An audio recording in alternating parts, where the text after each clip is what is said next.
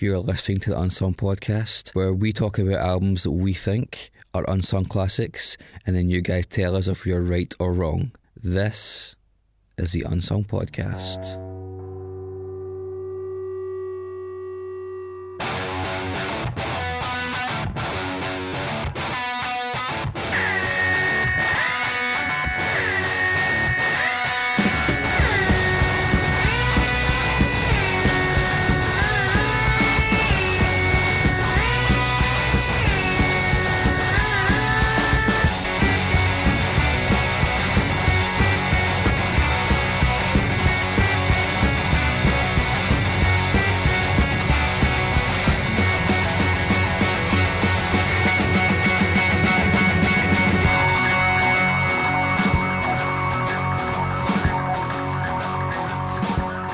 Listening to episode 48 of the Unsung Podcast. 2 weeks ago, we did the album I Am Forever by Train Dodge, and that vote ended up 50-50 split. So because it was our guest who picked the record and backed it, we've decided to put this album into our discography. So thank you very much to everybody who voted and to everybody who listened to Train Dodge for the first time. This week we're doing something quite different. We're doing a proper dance album, and this record is Glass Swords by Rustie.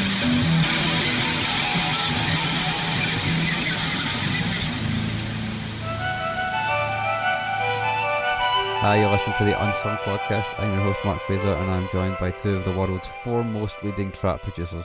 Foremost leading. Two of the foremost. Two of the foremost. To my left is Mr. Chris Cusack, and he invented ecstasy. Wow. Didn't know that. Just the idea of it, not the drug. Oh, okay. The state of mind. Yeah. And to my right, and for anyone paying attention, you will mentally picture that David and I have swapped seats for tonight. Mm-hmm. It's really jarring, sorry. Yeah, it's confusing for Mark because he's used to sarcasm coming from one side and disbelief from the other. And they seem to have swapped places. But yeah, to my right is David, who has a spot of good news for us, I believe. David, a big week for you.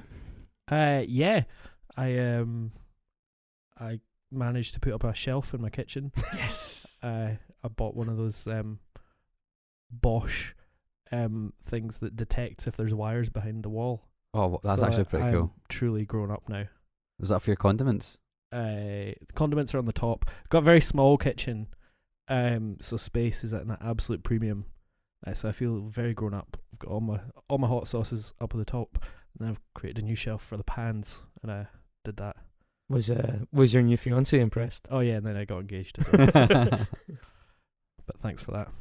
Hey, Congratulations. Congratulations, David. Thanks very much, guys. You were away for 2 weeks. We leave you alone for 2 weeks.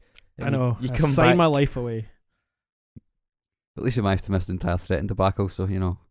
You didn't miss it. David did the dog's body work. I did research. I know. I was. He's the man in the field. I know. Just for Pata. Just emailing bands for Pata. Yeah, I know. It turns out I could be a bit of a gossip. Mm-hmm. That's fine by me though. You're our very own Joe Acosta. That is me. Your pass has been revoked. Pooh! You're out of here. It's just been revoked. So the jinx of Rustie's Glass Swords. Yeah, we've been talking about this album for bloody ages. Oh, yeah. We finally get round to it. It's so nice to have 3 extra weeks with it. Speaking of swords, I felt like it was a sword hanging over my fucking neck the whole time, man. So this album isn't like the other ones we've done, really. It's not like anything that I've really listened to. It's an interesting subject, though. Definitely, it's like a bit like the LaRue thing. We're kind of straying into like producer pop territory, and it's got some. It brings up some kind of interesting issues, I thought. But it's the sort of thing I can't imagine either of you have listened to much recently. Hang on. Am I just displaying my ignorance here for your? I'm in very wide peak and physical diverse condition from 3 weeks solid of dancing. Would either of you classify yourself as clubbers? Only in the Do you sense of club that much? I may have wielded a club at some stage in the past. I've never actually been to the sub club, which for someone that lives in Glasgow and Neither have I, actually. listens to music, that's a bit stupid. I see. It took me a while to get into music like this and clubbing, but turns out it's really fun. Is it when you start taking drugs? Is that kind of when it begins? I imagine so for other people, yeah. Not clubbing baby seals. Dave's parents listen to this podcast. But I can imagine. It's the only one of Dave's friends that listen to this podcast because he doesn't tell anyone. But they do. My dad's very proud of me. I mean, we've talked about albums that have been influenced by particular substances before. Butthole Surfers, influenced by all substances. At the same time, usually. But, I mean, this record is, I think you'd classify it as maybe a maximal record. It takes a lot of things. It puts a lot of sounds in there, but it's also definitely influenced by trying to make people on MDMA have a really nice time when they're in a club. Or people at the gym. Or people at the gym. I didn't even have to buy this record to listen to it. I just get to go down to the gym every day because it's always on. So Rustie, have we even introduced what record we're talking about yet? With an IE.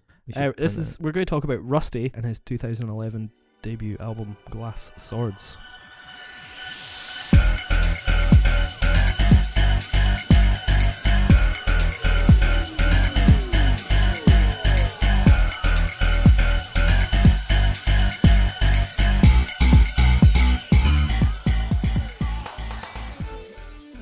So yeah, I brought it to the table. What did you guys think? Look at you passing the buck. Well, David's meeting with stony looks. I fucking love this record. Yeah, do you want me? Like, are you wanting us to break the ice here? And well, I really love this record. I think we should talk about who Rustie is and the sort of scene that he came from. Russell White. Before we do any of that, we should paint a picture right now. Dave is taking his microphone off the desk and is holding it like a pastor. I know. I need to. I said Joe Acosta. The Jim Acosta thing's going to his head. I just need to look at you both in the eyes when you're talking about this. He's about to savage an intern that tries to take that. Yeah. So this guy is he's from Pollokshields, which is not too far away from where I grew up. Yes, indeed, and it's about 50 yards from where I currently live. South side of Glasgow. Pretty big scene for arty types. Yeah, Pollokshields is quite a deprived area of Glasgow as well. It used to be back then when he was growing up. Not so much, kind of half and half. It's been slightly gentrified. It's kind of a little bit gentrified. There's a bit more going on. Back in that day, it's where my mum and it's where my dad that I grew up. So there's a fucking shed down that way. The shed, guys. This is definitely the kind of music you can imagine getting played in the shed. That's absolutely. The shed. The shed. The shed plays shit music. This is no. The shed plays like Rihanna and Calvin Harris. Calvin Harris. This is nothing like Calvin Harris. This is way ahead of Calvin Harris. Okay, cool. Let's talk about this record then. I didn't see anything there at all. I know, I'm getting these looks. How did you get into this album?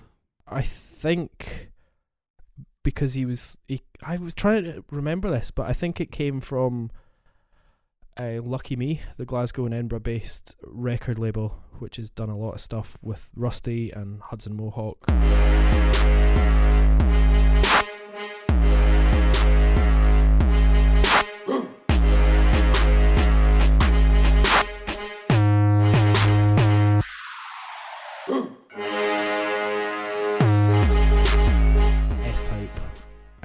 Basically, there's a couple of record labels in Glasgow, LuckyMe and Numbers, which is also a club night.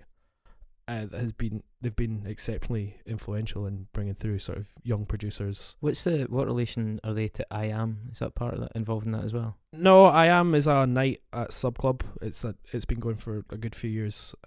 Tuesday nights at Sub Club, so it's not for those that go into an office on Wednesday morning.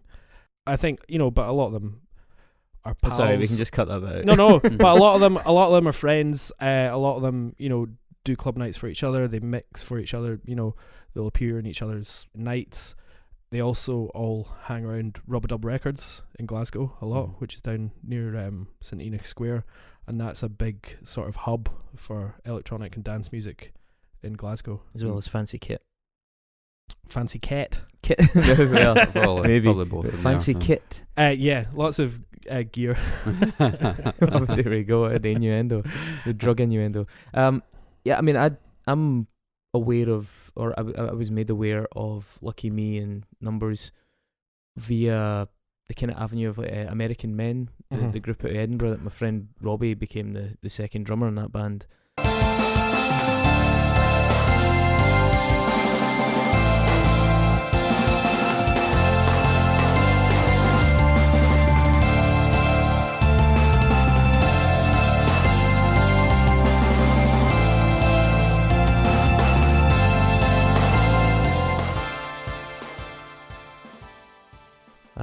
And they were a really interesting project, like 2 kind of live synth performers and then 2 drummers by the end, including Scott Chevrolet or Paul.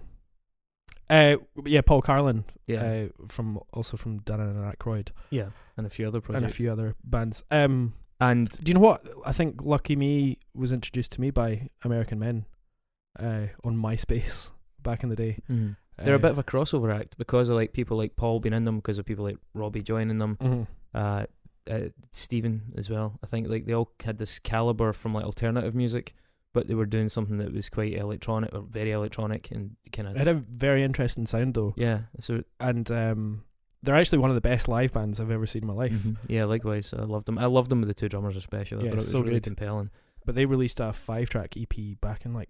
Must have been 2009, maybe 2010, the American Men EP, and then it also had a series of remixes, one of which was by Hudson Mohawke. They didn't seem to go anywhere, and it was probably because they were all so busy, and it was maybe slightly ahead of its time in many ways. It was a big inspiration for the stuff that we ended up doing with our band, watching them do that. The live drums, it's that kind of holy fuck type vibe of the combination of complicated synth work and electronics with live percussion.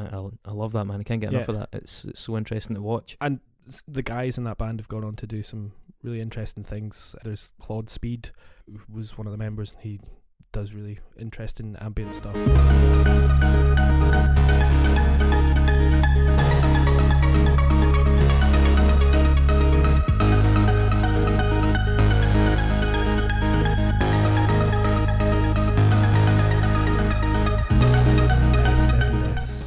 I actually saw him last night. He was at the Jessica Moss show. I really like his last album was amazing, kind of a sort of dronier ambient sort of stuff, but yeah, and it all came from this. I think they were sort of art school based vibe, mid 2000s, and then that's kind of how the record labels sort of started. They were a mix between art school, the Arches, Rub-a-Dub, and it was just a really interesting scene that was bubbling in Glasgow, and people were trying new things. And Edinburgh as well. I think it's one of the scenes that Edinburgh is for people outside of Scotland especially. Edinburgh's got a slightly,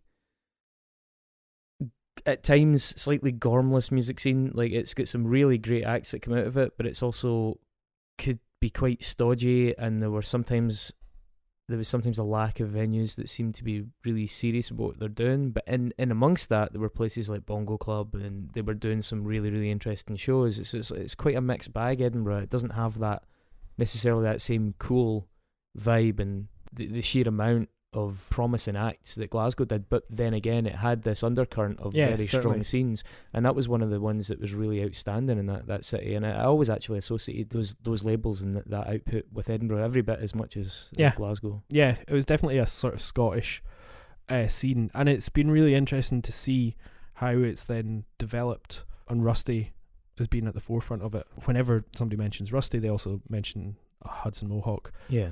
2 artists that have released music on Warp that broke out into bigger production as well. Yeah, and seeing them go from late 2008 2009 as these bedroom producers that are doing little club nights in Glasgow to 2012 2013 they're working with some of the biggest names in hip hop, which is quite an interesting cycle because they're sitting in their bedroom in Pollock Shields, or I can't remember where Hudson Mohawke's from, somewhere up north a little bit, like Lennoxtown or something like that, and they're taking influences from sort of southern hip hop and also your classic electronic producers and adding. It's a very internet based movement that couldn't have happened 20 years ago because they wouldn't have had they wouldn't have had the computers and the software to do it, and then B, they wouldn't have had just the ability to send each other tracks and find how does a young guy here get really into the trap music that's coming out of Atlanta? And then one of the projects that really caught my attention, and it was the first time I'd encountered Hudson Mohawke actually, was Tonight. Mm-hmm. or TNGHT.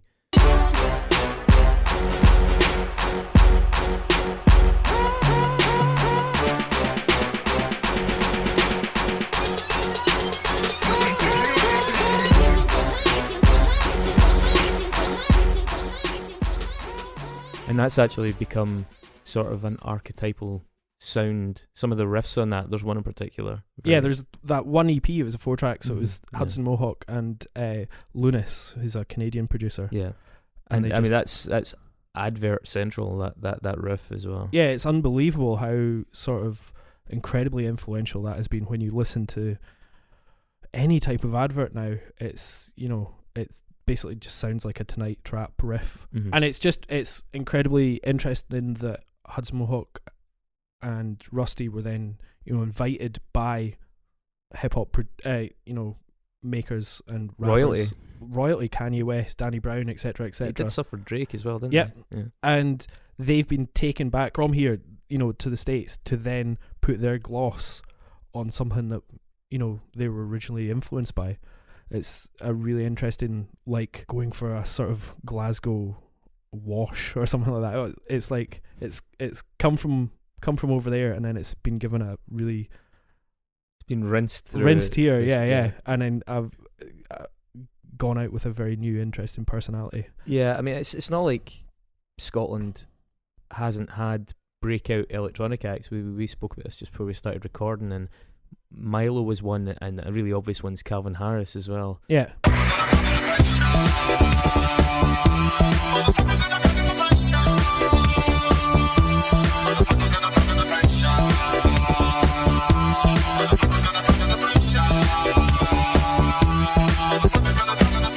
these guys are ploughing a much more, I don't want to say credible, but certainly a much edgier and now much more influential Mm-hmm. furrow. I mean, maybe influential was unfair. Calvin Harris is fucking huge. Yeah, but Calvin Harris is a very straight down the line, pop dance producer. Yeah. Milo was interested in that album, was really well received both critically and commercially. But it wasn't necessarily breaking new ground Yeah.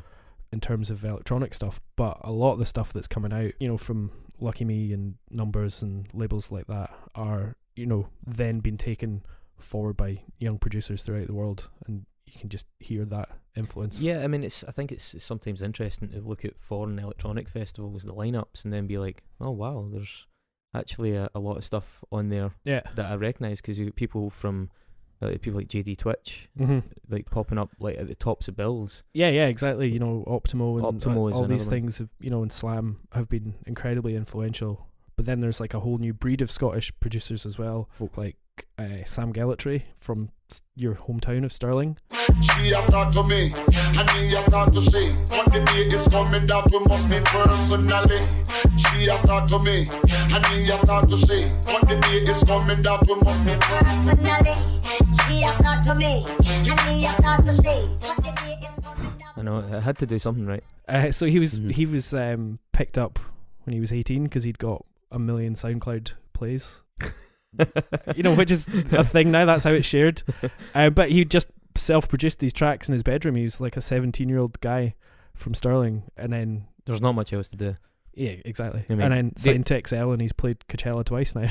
That's crazy. Eh? Other young producers though, like Nightwave, Corliss, Joseph Marinetti, Sega Bodega, Claire Fifi, Sophie, S-Type as well is a really big one, and then Proc Fiscal is a guy who's sort of doing grime stuff based in Edinburgh.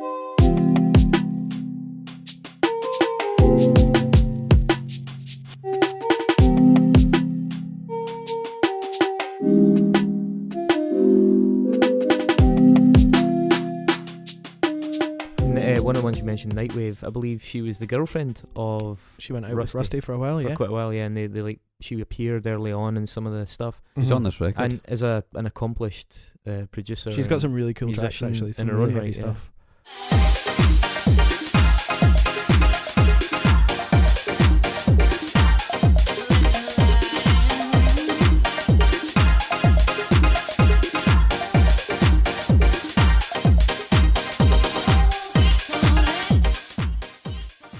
She You know was- what? So carry on. Sorry, just she performed recently at the Bongo Club through in Edinburgh just a couple of weeks back. Yeah. To some like considerable acclaim. I believe. The new Bongo Club, I might add.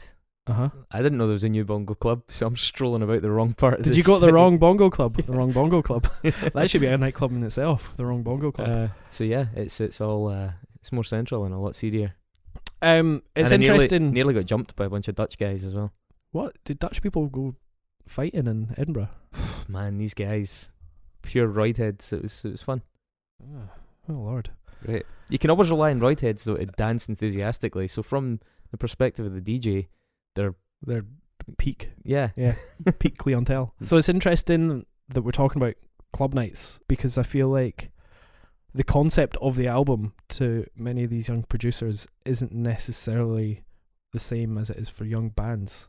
Very different. So I think when, you start a band when you're a teenager and you listen to punk or metal or anything, you've grown up listening to albums, and you think one day I'll release an album with my shitty band that somehow put together enough cash to go record and blah blah blah, and then you'll tour that, and one day you'll get in the skinny top albums of the year award or whatever. Right, the Hot 100 in the list. Yeah, whereas the concept of the album for producers isn't, Or nominated for a Say Award. oh well, I mean, Like imagine- Rustie. Exactly. Yeah. The actual concept of an album isn't necessarily the pinnacle of your sort of artistic endeavour. Mm-hmm. It's you're more likely to be into putting together a really cool mix, or Mm-hmm. going to play like a really good club. I imagine people want to go and do Berghain or get a Boiler Room set more than necessarily the concept of an album I being. think the assembly of it as well, because I noticed that Rustie was talking about this album, and it was whittled down to 14 tracks from over 100. Mm-hmm. And that in itself, I mean, obviously bands do that. Weezer are known for doing that quite a bit. But I think that shows that there's not necessarily a focus on the record. The record is just like a kind of punctuation point. Like, I've been making music for X long. Here's like a sort of like, here's a moment, a snapshot. This is what I'm doing right now. And then they keep producing, they keep moving on, and they're doing remixes the whole time. They're reworking stuff. It isn't as, like you said, it's not as prominent in terms of, as a band, you work towards the record, which is the objective. With this, it seems like the record is sometimes not incidental, but certainly there's a much more even spread of focus.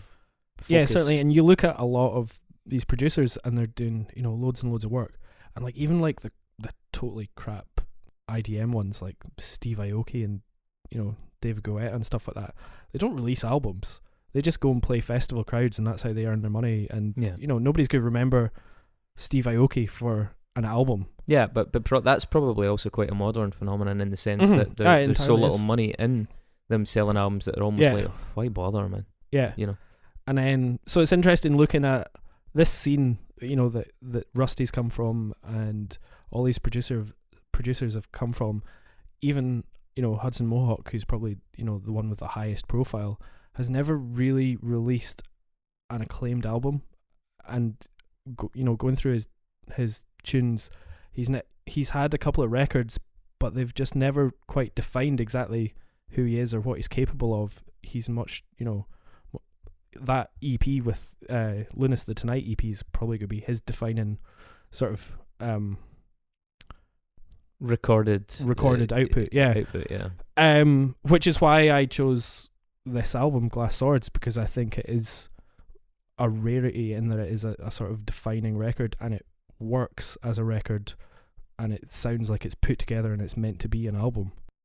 Possibly as well due to the fact that he was so early on in his career, and as he got more successful, the priorities shifted to the remixing, to the shows, to all those things. Whereas at this point, it was still very much a bedroom project. Yeah, he was writing towards an end of trying to establish himself. So yeah, it's maybe the fact that it was an early stage is not a coincidence. Yeah, I mean, we're talking about remixes, etc. Is that a good segue into our nexus? Oh, is that? How are we going to get from a young Glaswegian man from Pollock Shields?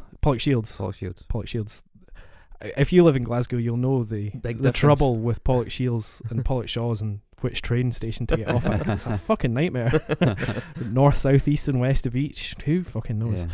Anyway, yeah, so there should be a Nexus, I believe. Cool. Yeah, let's do it, and we'll have a little bit more of Fritz's masterpiece. It's the Unsung Podcast. Dave Grohl Nexus. Need to find a way to connect the show to that guy. From playing in Nirvana to hanging with Obama, he knows lots of folk, so stands to reason we'll find a link. It's the Unsung Podcast, Dave Grohl Nexus. Don't take too long.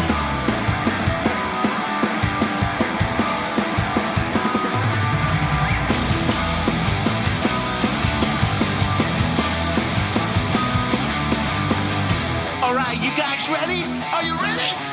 Here we go.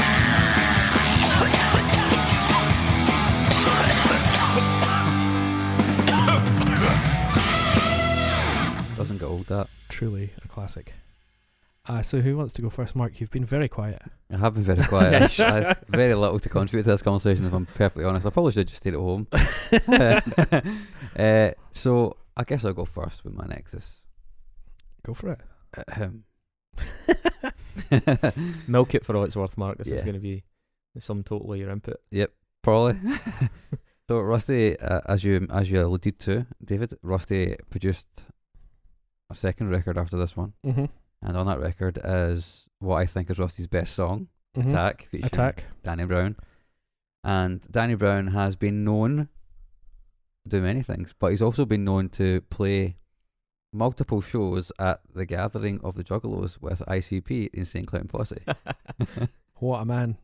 I've got some good Danny Brown stories, actually. Well, This is kind of strange, actually. This is the second time someone's mentioned Juggalos to me today in completely unrelated context. David, do you want to spin a Danny Brown story? I'll just say one. So Danny Brown has famously got a big tooth gap that he's quite proud of. And I know a girl who went to see him at the Arches and then went home with him, or took him home, and then she was very proud in the morning when she looked down and she had a big tooth gap indent on her thigh from Danny Brown. So yeah, there you are. Well, from Danny Brown. We're going to have to Can't follow change the certificate in this episode. Yeah, I can't follow that. I'm done. Right, okay. So another frequenter of the Gathering of the Juggalos is the band CKY. A band, a underrated band. Do you know what? I would absolutely maybe think about getting Volume 1 onto this podcast at some point. I can hear it in my head, and it's not going well. Well, you've got an ex-girlfriend that used to love that band now, if I'm not wrong. I'm racking my brains right now to see what you're getting at. Do I? Pure loves CKY. Or did you not let her in? Did you not let her play her own music? I think we should bleep that name out. Yeah, we don't have to have this in. But she was always asking for CKY at Fantastic Man. Shit. Well, I'm pretty sure I liked them as well. Well, there you go. From CKY, on their latest record, The Phoenix, I believe it's called The Phoenix, the last one. They don't still make records. don't look- Yeah, me. it was 2015 or something. Fuck off. Had a guest appearance by none other than Brett Hines from the band Mastodon. A man. That's ridiculous. So many beards in that room. Yeah, so many. And Once More in the Sun was produced by Nick Raskilins. I don't know how you say his surname. Clearly. That's close. Is it Raskilinsis? I have no idea. Anyway, he's produced a lot of records, this Uh-huh. guy, and he produced One by One by the Foo Fighters, which is a band that contains Dave Grohl. Great. Good work. All right. Christopher? Okay. So Rusty came from LuckyMe and went to Warp, much like Hudmo, Mm-hmm. Hudson Mohawke. And Hudson Mohawke has worked on, produced, remixed a lot of stuff, including some really interesting ones like Christina Aguilera, Mm-hmm. which was a bit of a surprise. But in amongst his back catalogue, he has remixed the song Rolls Bass by Battles from the album Gloss Drop. Yeah. Is it Rolls Bass or Boys? I can't remember. I don't actually know. But yeah, so that tune, Battles, as you know, features the incredibly talented John Stanier on drums. John Stanner also performed in a band called Tomahawk. Oh, Hi-yo. Might be talking about them soon, guys. At last. Tomahawk featured Kevin Ritmanis on bass. Kevin Ritmanis was a one-time member of Melvins, and Melvins were close friends of the pop group Nirvana. And the pop group Nirvana featured David Grohl on drums. there you go. Sweet as. Okay, well, mine.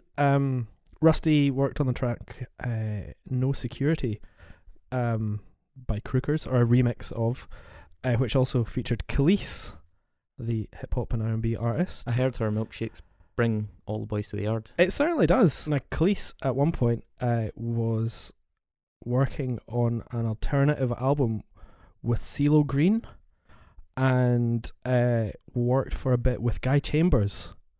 Who's that, David? Guy Chambers is the man who wrote or co-wrote a lot of songs with Robbie Williams, and was also former in, flatmate and best friend, I believe. Of Yeah, exactly. Hero of mine. and was in a band with Robbie, or in Robbie's live band as well for a while. Also in Robbie's live band for a while was Stephen Duffy, not Stephen Duffy from Boyzone, but Stephen Duffy from Duran Duran. So he at one point worked with I don't know if you remember the band Bare Naked Ladies, Yes. Of course. who did that tremendous song 1 week. It's been 1 week since you looked at me, and at one point in that they mention a lot of things in that song, including Aquaman, Snickers, Sting, golf clubs. But one thing they also mention is the movie Frantic, featuring Harrison Ford. And Frantic Is that was the one set in Washington, D.C.? yeah, directed by none other than famous badman Roman Polanski. Famous bad man indeed. One of many. But Yep, Yeah. he's high one of the profile. many famous badmen. He somehow still making films in 2010. In 2010, he made The Ghostwriter, which was Featured Kate Winslet, didn't it not? Pierce Brosnan as well, perhaps. it was Pierce Brosnan, Ewan McGregor, and Kim Cattrall, Oofed. her out of Sex and the City. Don't know how I got my names muddled up. So Who could forget Samantha? I'm pretty sure I could have got to this guy a lot quicker, but Kim Cattrall was romantically linked with Gerald Casale from Devo Wow. at Okay. one point. That's pretty cool. And Gerald Casale began a career as a director of music videos and commercials in the 90s. And one of those bands he worked with was the Foo Fighters, featuring Dave Grohl. Nice. So thanks very much. Let's hear the Nexus theme tune once more. It's the Unsung Podcast. Dave Grohl Nexus need to find a way to connect the show to that guy. From playing in Nirvana to hanging with Obama, he knows lots of folk, so stands to reason we'll find a link. It's the Unsung Podcast. Dave Grohl Nexus. Don't take too long.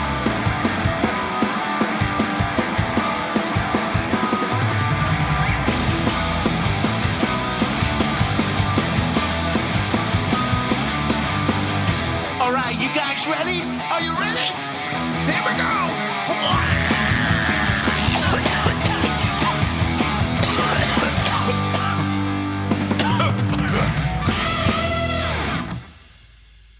A bloody treat. So we should talk about the record, maybe. You should talk about the record, David. Oh, okay, I'll 'cause talk about the record. This is where the atmosphere might descend. Oh, that's fine. Alright, so guys, before we start this record, I was going to say it's been a really good show. And I'll see you next time. Mark, if you need to get off. Well, just as I was leaving the office, I said to my good friend and colleague Joe Rattray of Hey Joe. Hey Joe. I said what album we were doing, and he goes, "Oh, I fucking love that record. It's so fizzy." Mm-hmm. Would you agree that? I mean, Mark's sitting there with his still water. Yeah. Whereas I've got my what a sparkling water What a square. because I love fizz. I know. Me too. I live for each moment, and I include every mouthful. I want something else happening. I'm microdosing MDMA today. So.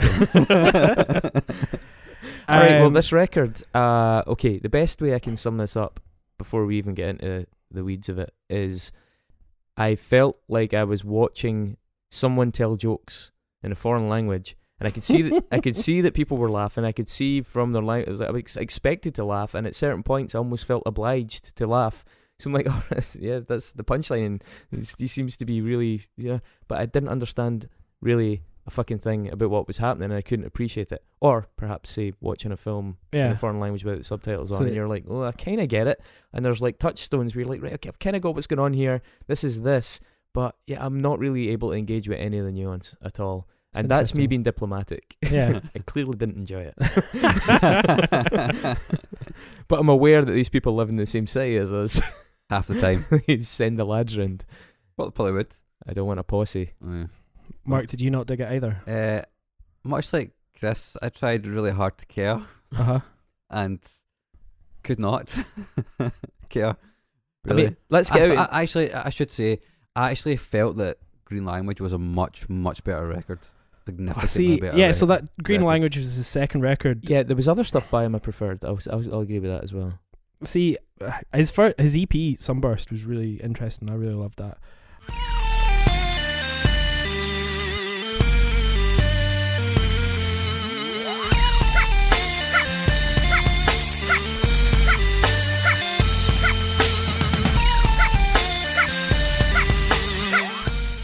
And that came out a couple of years before this. And then, yeah, this came out.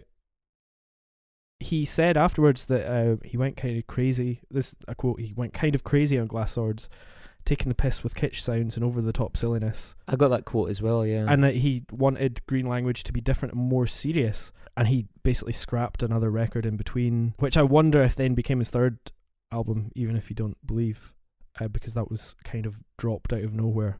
Yeah, but Green Language, I was really excited by, and I'd heard his work with Danny Brown.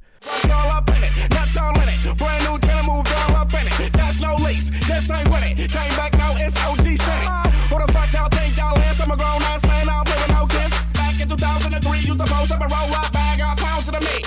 You the trap OG with the knee on the right, how much one day? He also produced a track on Danny Brown's album, Dope Song, which is really heavy. And Green Language just really didn't click with me. I thought it was uneven.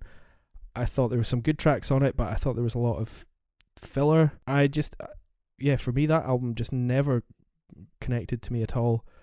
And then the album that he then dropped later, out of nowhere, it had been planned to be an EP, and then he just decided that it sounded good enough and just put it out there. Fuck it, all of it's good. Yeah. And that kind of goes back to being over the top and maximal, and and that's what you like about it. Every sound. And to be honest, it kind of goes the other way for me a little bit. It's maybe just got too much going on. There's some really, really good tracks on it, but so this is a sweet spot. For me, this is a sweet spot because like it is fun and silly, and you can hear that he's got big influence from like retro stuff and video games and 90s sort of nostalgia sort of stuff, but then really sort of futuristic, interesting synth sounds. Fact Magazine had picked up on that as well, and they'd said about how his influences were like video games and big room dance music, but also like prog. Like I mean, there's so much going on when you listen to the production on the headphones. It's not just your straightforward, here's a bass line, here's a drop, here's a riff.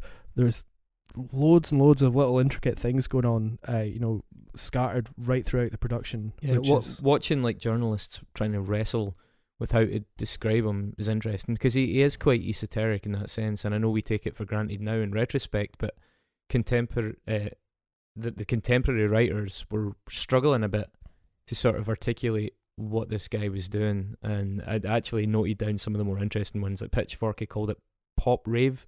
Yeah. There was a BBC one that described just how he'd got 5 or 6 distinct influences in every track. Spin had said he doesn't adhere to any strict genre, beyond loose electronic because they couldn't get any more specific than that. Mm-hmm. And I kind of like the All Music one the best, saying that he integrates the hip and the terminally unhip. Yeah.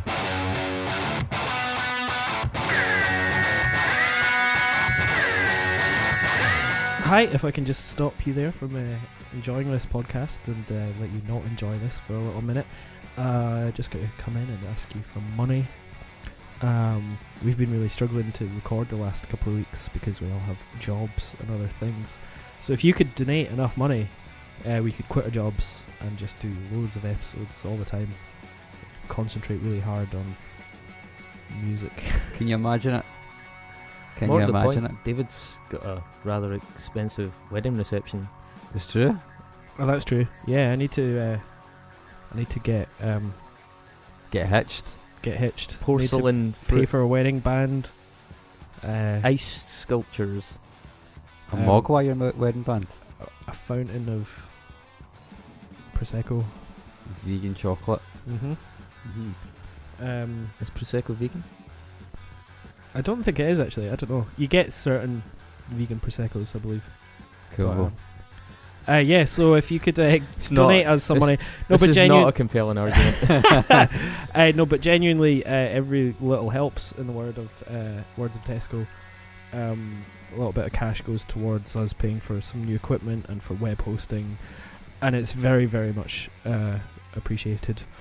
So if you go to what's the website address there, Mark? unsongpod.net/donate. Thanks very much. That would be ideal. Or if you just tag your friends in an episode that you think they'd enjoy, that would be really helpful as well, because Sharing is caring. picture is worth 1,000 words and a share is worth about £8. We should definitely put a value on a share. That's a good idea. Yeah. Is it So- 9 cents for an Instagram like? Yeah. Thanks, guys. Cheers.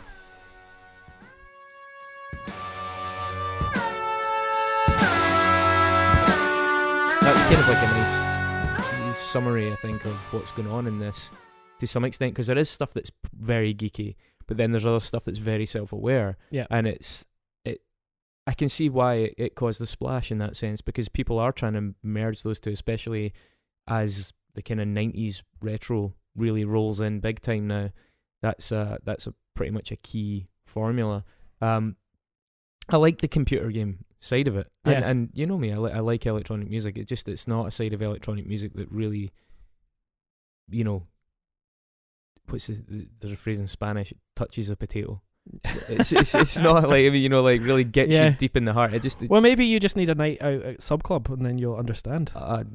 I think that's a given anyway, but it's just not a genre of electronic music that I find particularly moving. Mm-hmm. I can identify the parts, and like I said, I can see what's going on, but I don't speak the language. I'm not really able to follow the narrative. I don't particularly relate to this kind of hip hop.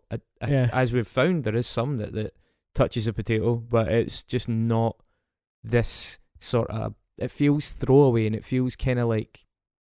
I don't know, like I associate it too much with like the gym and stuff like that. I know that seems like kind of slightly snide. I don't mean it that way. I just there doesn't seem to be an emotional depth to it. Yes, I don't agree with that. That's kind of how I feel too. As a result, I feel like it's a very passive experience, and I'm just like. Do you know what's interesting is that I think that maybe producers like this and kids that are creating this and enjoying music like this 20 years ago would have been into like nu metal and hardcore, because to me this is like heavy and full of riffs. That was like that trap thing though in general. I mean, yeah, that's you hear that at loads of metal clubs. It's like because of the size of the bass, the low end on it. They love that shit. It is just, you know, there is a definite crossover there. The crab dance being a major crossover. I'm trying to be very diplomatic in the way we describe this, by the way, because I have read that Rustie is notoriously bad at accepting criticism. Oh well, that's fine. He's sort of on hiatus at the moment because of mental health and addiction issues. More time to making music, sharpen his axe and hunt down 3 wannabe podcasters. That is true. It's just not. I guess it just really wasn't for me. The kind of electronic music I like is stuff like Health and, you know, kind of more darker, kind of chill wave stuff. You know, for me. Maybe also I love playing this sort of stuff when I DJ as well, and I kind of understand. I just love the feeling of it. I can hear that and stuff like that. I can hear that and that kind of. I can hear this in that kind of room. Yeah, Like I can see why this would. I mean, I'm sure this makes a lot of sense in the sub club. I'm sure like in a venue like that where people are going fucking like, to use some parlance, tonto for it. Then like it would be like properly like an experience. But for I don't know, yeah, for me, like that type of music is amazing, to play live through a big sound system and stuff like that. But I feel that this record captures that in an album that is very listenable for me. I will happily put this on, like me and a few pals will put this on in the car, and like we go through the tracks. Like, I was going to say, flashback for somebody trying to navigate it, what would you? Well, I mean, just listen. Go into track 1 is this sort of intro space.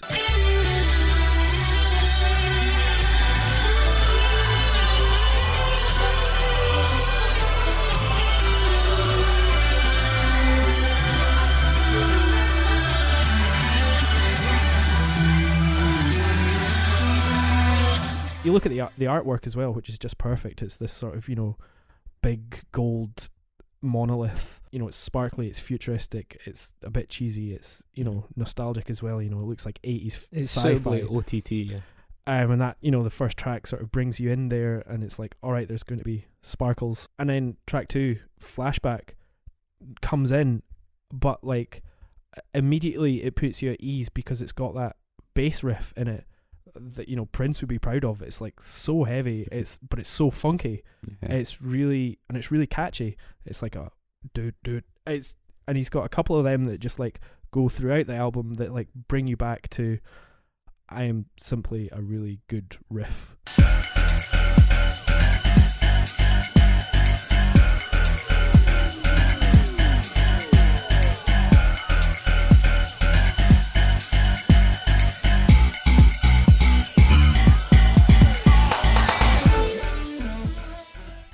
It's not off-putting, it's inviting, it's funky is the word. You've got that absolute thummy bass turned right up. Then track 3, Surf, is this sort of weird funky vocoded jam. I enjoy Surf. Yeah, it's like tightly wrapped, ready to explode out. The vocals are quite hidden in the mix to begin with. I think this is one of the ones that Nightwave was possibly on.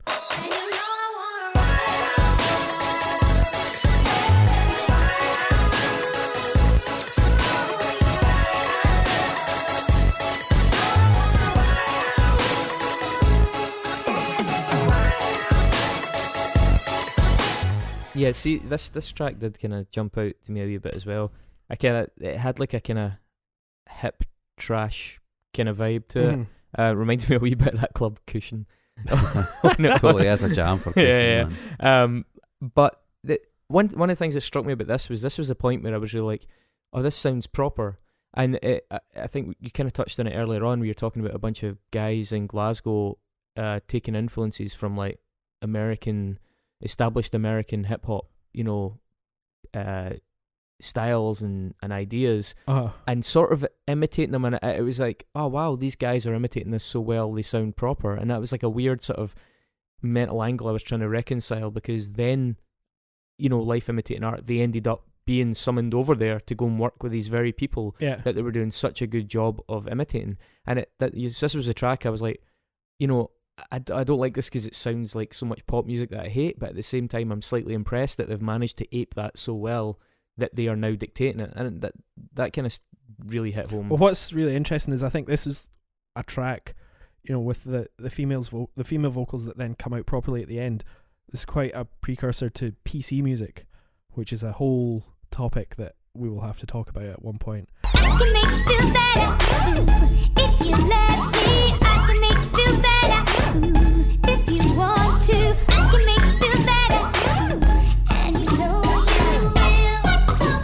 And you know where to find me. So I can make you feel. PC music is basically this thing that included Sophie, who was on Numbers, formerly Glasgow-based producer, which was a sort of really interesting tongue-in-cheek like view of pop music, and they took it and they warped it and they studied it and they sent it back out there, and it's like a mix of like K-pop and 90s dance, and it was a very interesting sort of study of. Sounds quite conceptual. Yeah, it is. It is very interesting. I think we'll have to talk about it at some point. I got really into it when it came out about 4 years ago.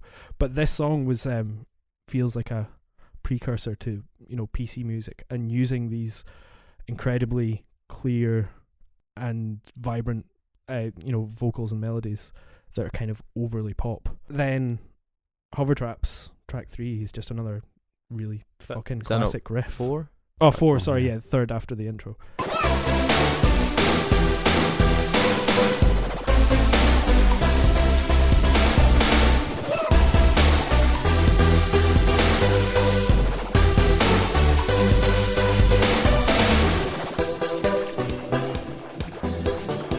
I mean, this could be on a classic Motown album or something, but with this heavy, funky, you know, production.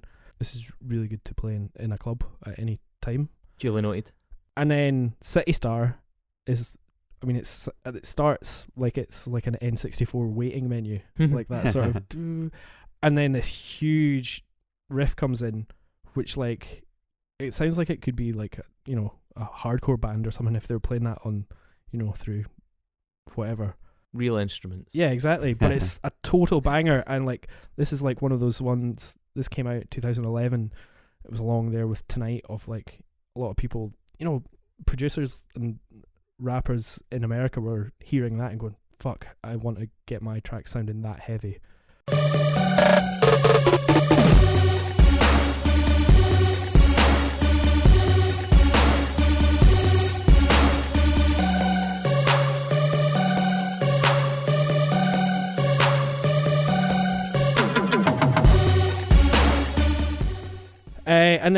And then I just feel like, you know, the rest of the album, just like, I just feel this overall record has some really interesting tracks in it, and I think it holds together perfectly.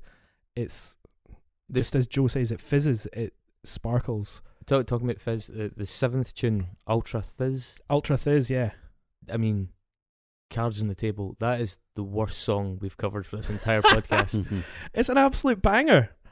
It's got about 4 amazing little riffs in it. I liked the farting on Descendants, and I liked the feedback on Butthole Surfers better.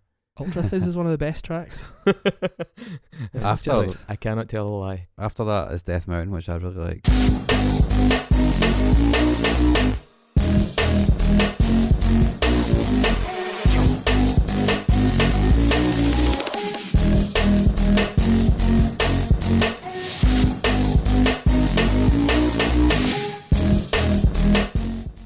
Death Mountain is really cool. Yeah. Afterlight reminded me of like when I used to go through to Falkirk and the boy racers, the kind of Vauxhall Nova Corps that would go around the circuit in Falkirk as I was trying to fucking cross the road. Yeah, Afterlight didn't work for me either. But you know, David had fun. I think for me, like it does come quite close to happy hardcore a lot of time, which is a genre of music I do not like at all.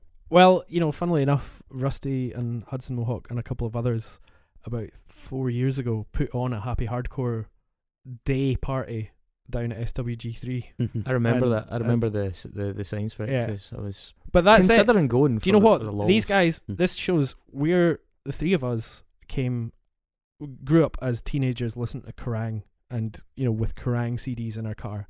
There's a whole other 50% of you know, the population out there, or more than that grew up with bonkers CDs in their car. Scooter. And yeah, exactly. Trans Nation and all that. And these are the guys that had bonkers CDs in their car, but these are the creative ones that then are doing something really interesting with it. And the more I grow up, the more I wish I'd listened to some bonkers when I was a teenager, because some of this is amazing.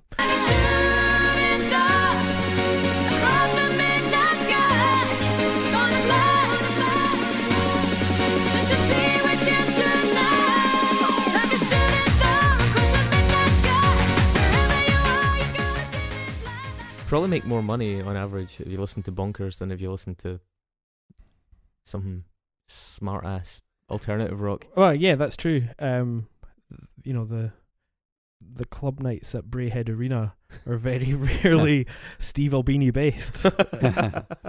That's just a pull quote for the show in general. So I've got a question actually, just kind of like I've sort of heard bits and bobs, and maybe you can fill me in, right?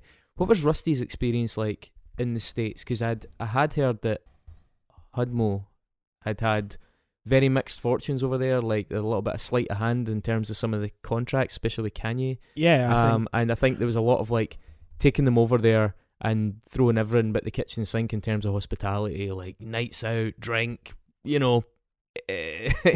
other substances, anything you want, a little bit of like attention from whatever your chosen gender is.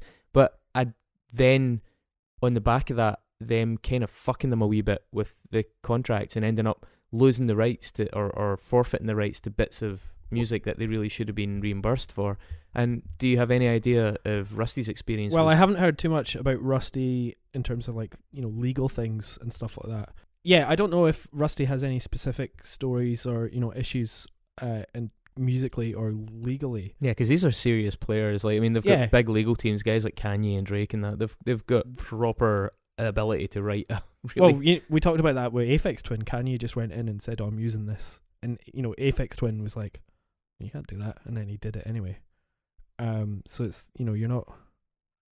you're fighting a losing battle. But, I mean, you just have to look at the fact that Rustie is taking time off for, sort of mental exhaustion and substance abuse. And I think... You're not still producing stuff?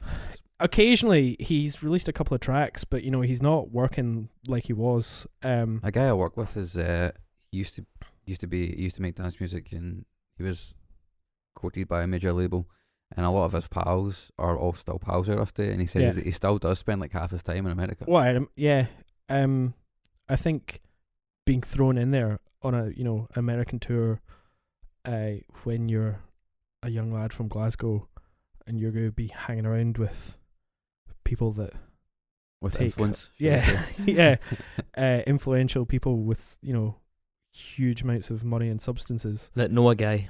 Yeah, exactly. And you're in a scene that relies upon certain drugs and staying up all fucking night.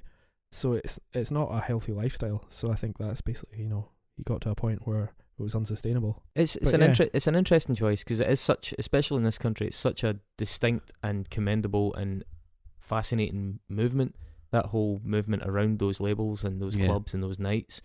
And it definitely is, it needs to be acknowledged and recognised, and as you say, it's maybe going to be difficult to find single examples of things that really consolidate so many of the aspects about why that scene is so exciting. I think. Do you know what? It's interesting. Like, if we were three different guys and we were the guys that had bonkers CDs in our car or whatever, and we were, doing this podcast, and we went to Arch's run Nice and Sleazy's, this record would not be unsung.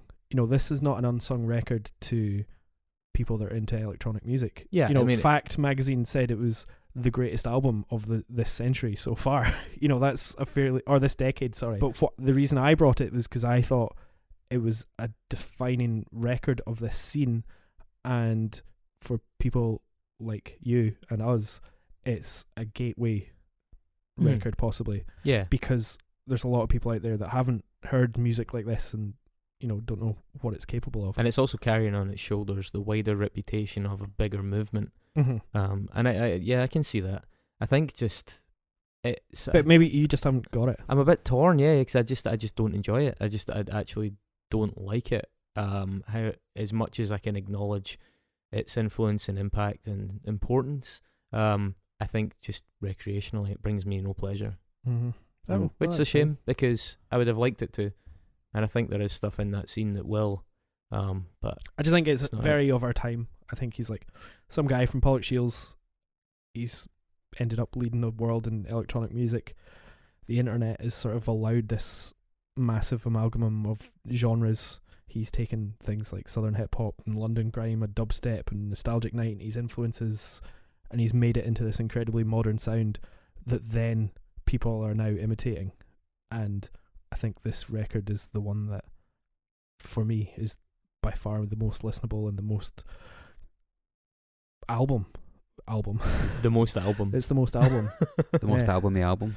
Well, So, I'm sorry that you guys didn't enjoy it, but maybe somebody out there, listen to this podcast that are alt rock heads will give it some time and, be opened up to a whole new world of no, you fought the good fight. dingy men and clubs taking too many drugs. I listened to this record a lot. I tried really, really hard to get into it, but I just couldn't find the hook. There's some stuff in it I like, but overall I was just left cold by it, and I actually kind of feel bad for that because I see like as you grow older, it's harder and harder to expand your music taste for most people. Mm-hmm.